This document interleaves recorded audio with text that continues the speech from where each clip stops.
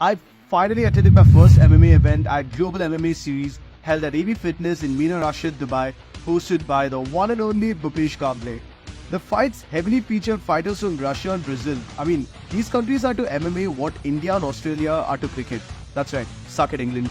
Now, while we get sent to the principal's office of fighting, these guys actually get belts for following some posters. But how does any of this work? Let me break it down. Fighters first have to make weight for their fights. Then they face off with each other where they size each other up, talk a lot of get hot and heavy, and of course, start a little scrap. I also got to speak to a few fighters to ask for their predictions of the fight. What's your prediction for the fight tomorrow?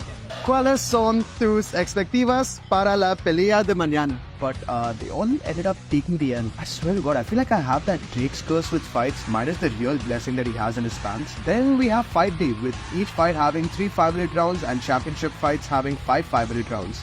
It's a lot harder than it looks because I'm someone who barely makes it out of round 1, and that's when I'm locked in between her thighs and not in the octagon. Brazil successfully took home every W in the night, and we saw a new champion being crowned when Roger Souza tapped out Sergey Diakonov by rear naked choke. Watching a 14-7 underdog finish off a 19-2 fan favorite is everything that I love about this sport.